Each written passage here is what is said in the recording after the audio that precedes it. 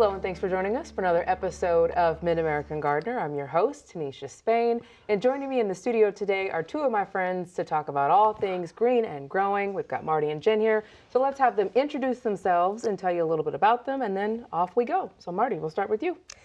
Hello out there in TV land. I'm Marty Alanya, and Jen brought some lovely show and tells, and I didn't. What are you going to do? So hope we can answer your garden questions. I kind of specialize in the home garden, so. Okay, and we've got some questions, so we can tackle those. All right, Miss Jen. I'm Jen Nelson. I'm a horticulturalist. I do a lot of different things. I teach on campus at U of I and also write online at groundedandgrowing.com. But I too am a home horticulture sort of person. And yes, here to answer your questions. Wonderful. Well, let's get started. So I'll start today.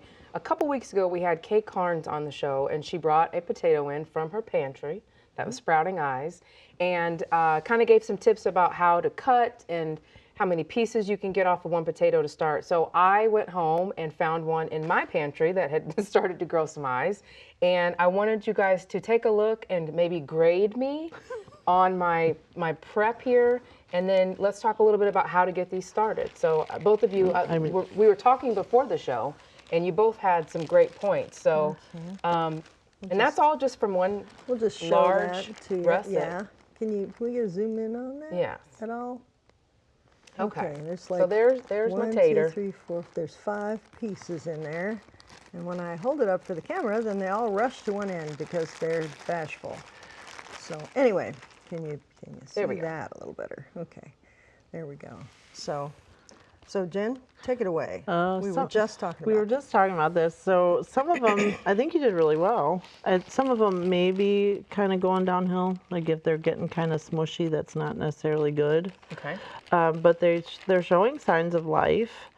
And I will say that I know that the textbook recommendation is not to use stuff out of your pantry to plant potatoes from, just simply because if you happen to have a disease on that potato, you could transfer that disease to the plant that results from it in your garden. Just know that you're taking that risk. But that said, I have an aunt that has planted her potatoes like from her sprouted pantry potatoes forever. It started out as like she forgot to buy seed potatoes, and so she grabbed what was handy and then was like, well, heck, this just worked great, so we're just going to keep doing it. So, but there's always that chance that you're harboring something that would cause you problems. But these look like there's some of these actually have some little roots happening here. So I think I cut you're in that pretty a good few shape. days ago, and I Yeah. remember John saying to let it harden off. Yeah.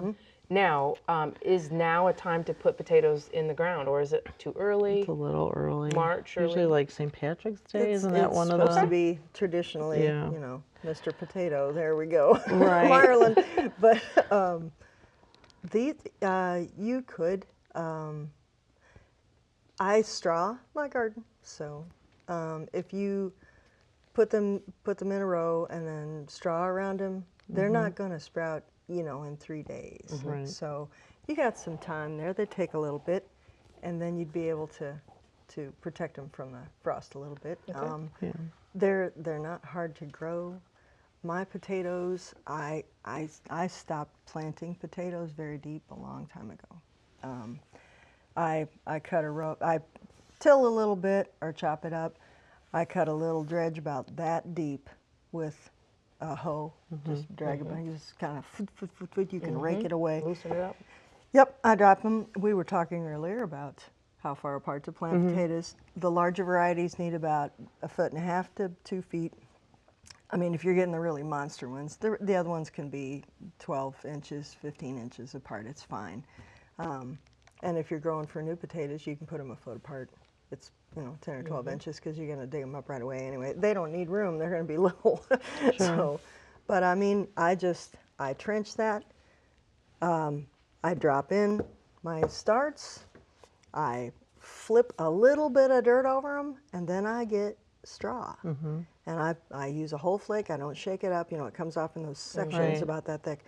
And I put them like this. So there's a crease right where that trench is. Oh. And I just lay them end to end all the way down. So easy to dig them. Oh my gosh. Yeah. Shake the straw off. If they don't, yeah, that's all you got to do. You pull the plant, the whole You're thing not comes breaking with your like back at harvest. Easter egg. Yeah. Oh, we dug potatoes ad nauseum. We dug. No wonder you've devised an we easier dug. plan. We dug probably half an acre of potatoes. Oh, My geez. dad, we didn't eat any store-bought potatoes unless it was absolutely necessary. We had some rollaway bins in the basement, and they went in there. It was perfect. But we had potatoes in behind his cabinet shop. He had a long, skinny property and with massive potato patch there. He rented some land off of somebody that they weren't gardening, and we planted potatoes. Oh my Always gosh. potatoes. Yes. So Always listen to this potatoes. lady. Yeah, it was, yes. My dad's Potato obsession was queen. onions. So we had, he yeah. liked onions too. Every dad or grandpa has that one thing that there Right. will be an abundance of. Oh yeah. Where I grew up, it was who got their tomatoes in first, who got the first blossom, who got the first fruit You set, betcha. and how big did they grow. Uh-huh, I have a picture of my sister and I were probably about 8 and 11. We have all 4 hands on a tomato. My dad grew, Oh, you know, the nice. bigger the better. Just It's as always, proud Yeah. as can be, yeah, too. super steaks or, you know, always a big Nice. beefsteak tomato. So yeah, So when we're putting these in, eyes up, eyes down. doesn't matter. Doesn't really matter. Really? You can sling them in Yeah, there. They doesn't know. matter. What to do. However, they know what to do. If you plant your tulips upside down, they'll still make it. They're not dumb like figure we it are. out. It's like whatever. I don't care. There's another thing that I've seen people do when they are doing pieces like this. You can get sulfur, like what you would use for a soil amendment, and dust the cut pieces with that, and it helps. It acts as a fungicide to help keep okay. the pieces from rotting. You still should let about them that. dry down. It also reduces the pH, at least in the immediate vicinity of that piece, which potatoes prefer a little bit more acidic soil. So at least kind of get them up and going. Okay. Well, all right. I'm going to hang on to these for another week or so, maybe, and then I'll let you know how it works. All right. I've never grown potatoes, so if this is a colossal failure, it'll just be for fun. If I see green, we're on the right track. Gardening is always a learning experience Yes. and always experimenting. Yes. Well, and we moved into a little bit of a warmer patch, and what I grew up hearing, maybe you too, was you put potatoes and onions in as soon as you can work the ground.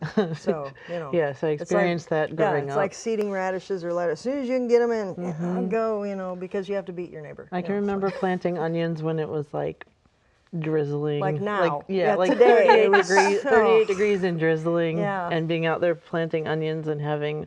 I remember my aunt and uncle came over and they're like, "What are you doing?" Dad said Gotta we get had, 'em Dad in. Dad We said have we to got to plant- plant the onions. Gotta get them in. It's St. Patrick's Day. I'm sorry. All right, You let's know, see. you Marty, we have have a to. question. You're our landscape lady. This is Karen. She wrote in, what is a good time to apply crabgrass herbicide? So we're kind of flirting with, we're right on the cusp of things getting green. So what's your advice here? We were also we talked the whole time. It's too bad you can't just get that part The too. pre-show. Yeah, but we were talking about that.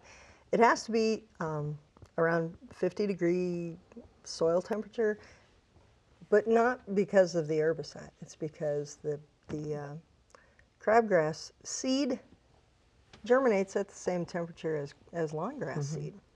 So putting it on sooner than that, you're not preventing anything really.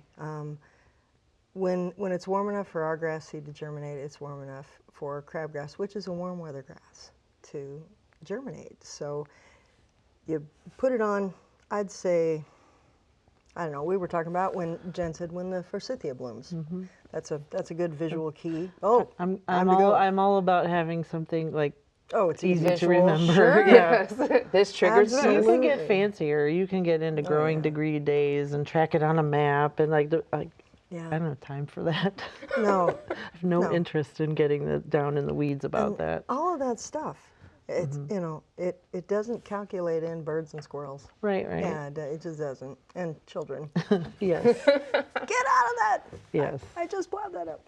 So when yeah. you see your lawn perking up, yeah, that a too good will sign. mean It's the time to crabgrass go. will be. yeah, because it'll be, and there are two kinds of herbicide. One is a pre-emergent, so it prevents the seed from germinating, and one is a post-emergent, so it's post is after, pre is before. So there's things you apply like spray to kill the crabgrass, and it's been selectively narrowed down to crabgrass. But I will tell you, the pre-emergent will also keep other seeds from germinating. So you can't put down crabgrass preventer and grass Right. seed None and of, say to none of it will yourself, grow.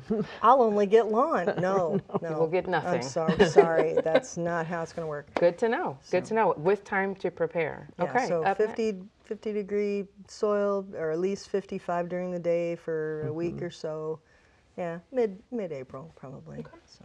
And this is the part where I wish we had smell-o-vision, because this hyacinth, I mean, the entire studio smells so yeah. nice. delish. So Yes. please take it away. So this was kind of tied into, like I planned it, as if I planned it, a question we had about Yes. forced bulbs, right? I'll read this. Okay. It's Marge from Taylorville says, we've been forcing tulip bulbs this winter. Our question is, can these bulbs then be planted?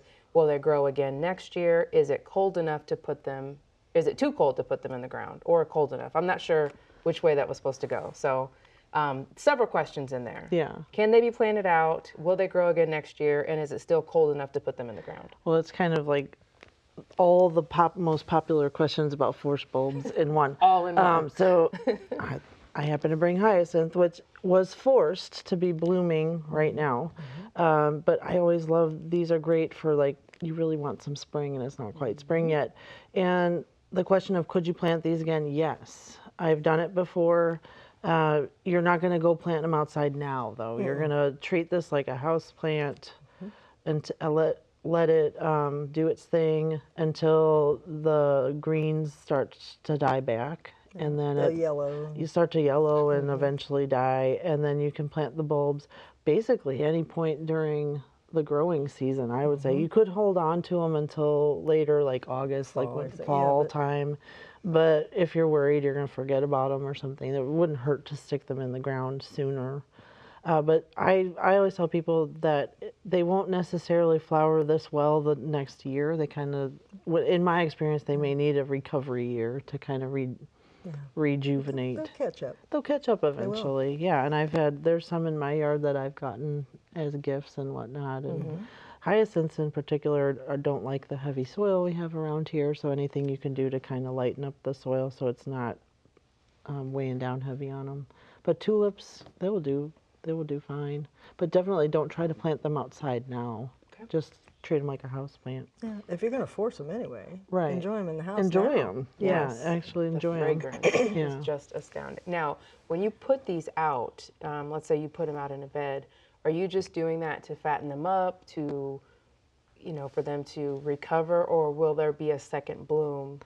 There won't be a second bloom won't this be. year, no. They're one and done. Yeah. But you can't force them again very successfully. No. You can force bulbs one time in a pot, and Yeah. then that's the whole shebang right there. Right. So then they need to go in the ground where you can enjoy them through the window when Mm-hmm. it's doing this rainy crap outside. So The natural cycle of things. I will also add, hyacinths are pretty long-lived. Unlike some tulips, hyacinths keep going and going. My do. father passed away in 2020, or in 2000. I'm sorry, not 2020. In 2000, and some friends of mine got me a beautiful twig figure-8 basket, and it had pink and white hyacinths in it in a pot, just like this. They still bloom. Oh, that's awesome. They still bloom every spring. That's awesome. Do you have to move them in, or once you put them in the ground, do they stay in the ground? Are they tender? No, Do you they have to- stay in the ground forever. Oh, Yeah. we love that. Oh, yeah. No. Once they go outside, you don't dig them up and do them again. If you want to force bulbs again, you got to buy Buy fresh. new bulbs. Buy new bulbs. And do But it once again. you plant those out, and then They're will they in the spread? yard. Will they? How do they spread? I guess. I don't notice my hyacinths spreading so much. I don't know dears. that, no. I don't Tulips know. will, daffodils will take over the Daffodils will world. go crazy. They're just nuts. But hyacinths are reliable bloomers Mm-hmm. every year. And they come in a rainbow of colors. Oh, yeah, definitely. I mean, everything from white to almost black, Mm-hmm. burgundy, deep burgundy, purple, red. And put them where you're going to, like, walk past them and be able Yes. to smell them. Oh, yeah. Because that's the beauty, part of the beauty of them. But I had another question about bulbs from somebody this week about they had bought bulbs and didn't get them planted, but they were in the garage. This was actually a student was asking me, and could they plant them now? So it kind of ties into what she's saying. Okay. So if you had bulbs that you purchased in the fall and didn't get around to it, but they were cold, like they were in your garage and it's pretty chilly in there, it's worth the taking a chance of sticking them out. I've done it before. I've planted stuff in December. I've planted stuff in this time of year when you can like kind of mud them in. And they may not do all that great this first year, but I have some hyacinths that I did that with, and they were okay somewhat first year, but now they've really rejuvenated and I get nice reliable blooms from them. So yeah, if you're just itching to do something, I mud them know in. how glad I am to hear this because I have a bag full of them Tulips? on my dining room floor. They haven't been cold. No, not at all. I'm going to hang on to them and put them in the fall There you go. and see what happens. Yep. Yeah, because they haven't been cold at all. That's all They've right. just been laying there That'll give you something to do being in the fall. ignored. Yeah, yeah. I'm like, I walked by them the other day. I'm like, Whoops. I'm so sorry. My mom had my dad out in the wintertime. Sorry, Dad. Putting tulips in. Bless his heart. He was so cold out there, It'll but they got work. him in, and hopefully they'll be able It'll to work. enjoy them.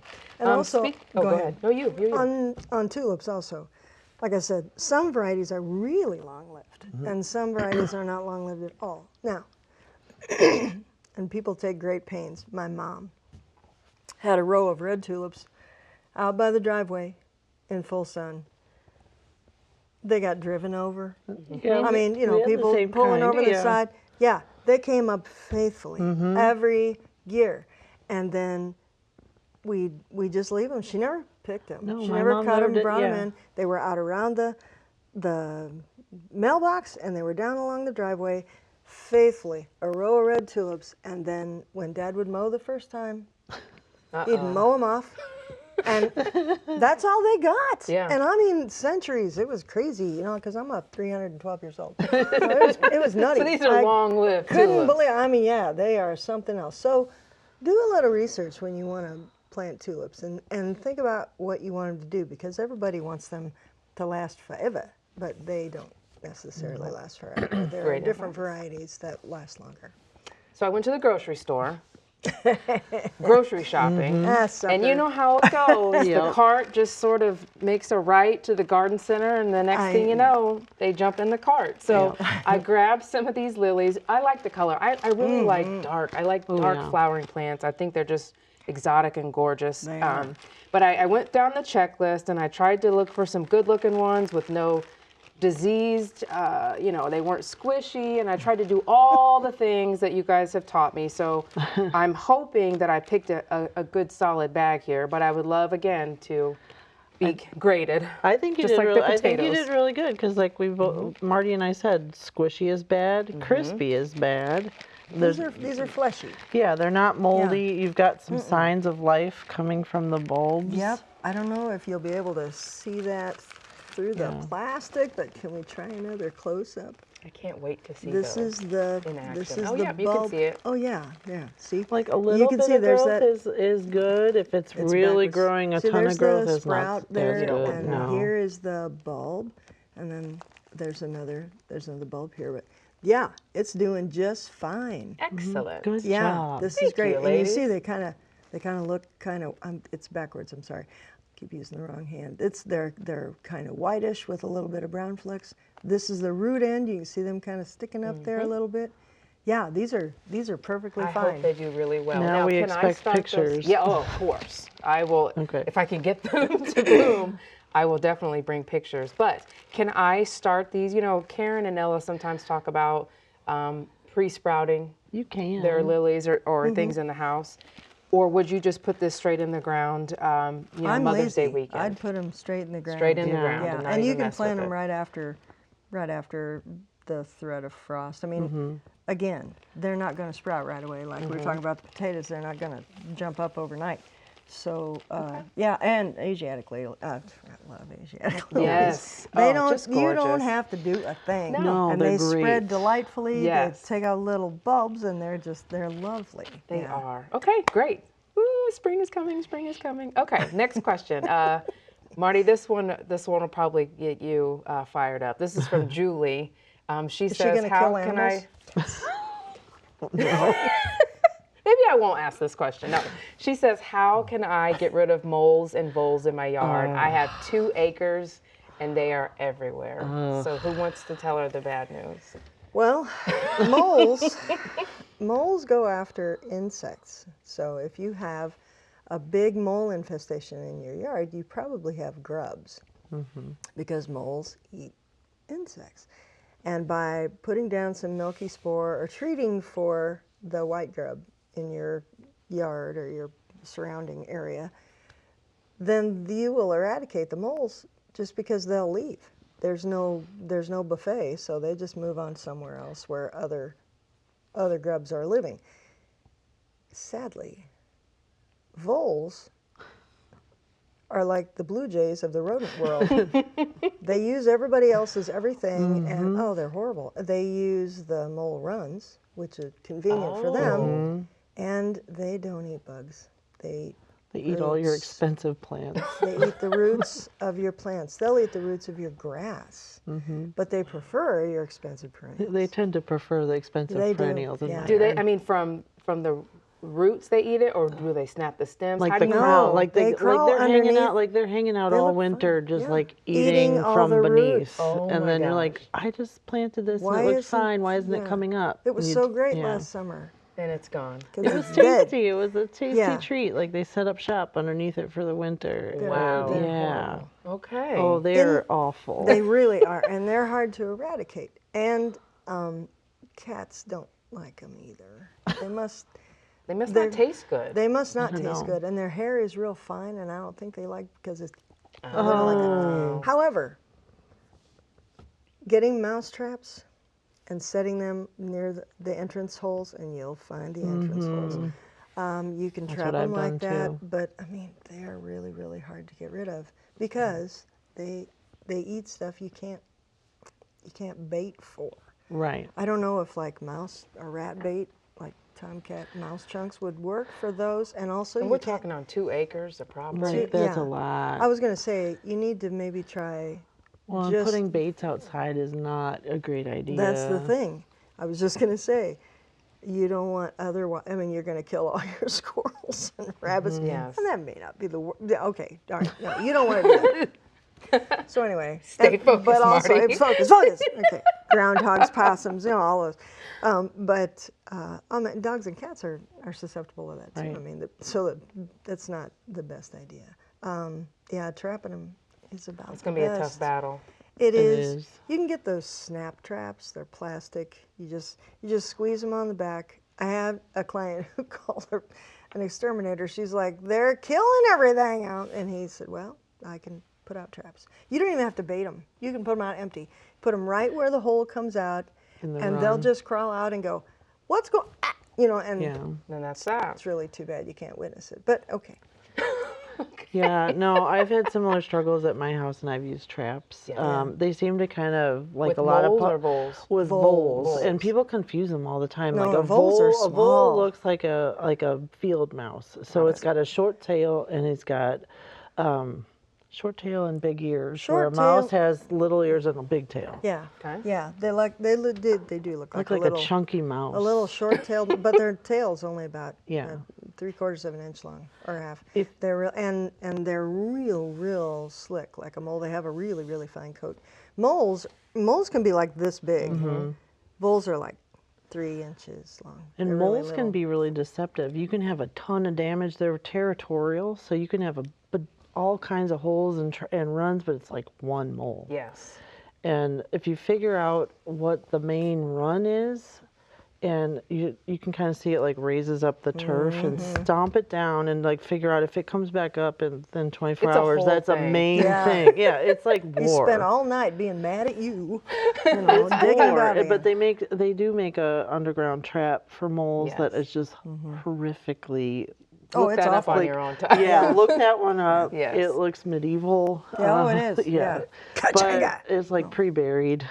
Either way, you've got yeah. your work cut out for you. Exactly. All right, we've got 2 minutes left. And last question. This is from Liz Jones. We're going to change the page a little bit to Okay. something dainty. Not She death wants and to know what destruction. edible Fine. flowers that she can grow in her yard. So I'm La, la, imagining la. like a garden party or like little Yeah. flowers in ice cubes. Little tea sandwiches. Nasturtium, Yeah. pansy, violet, Borage. That's a good borage, one.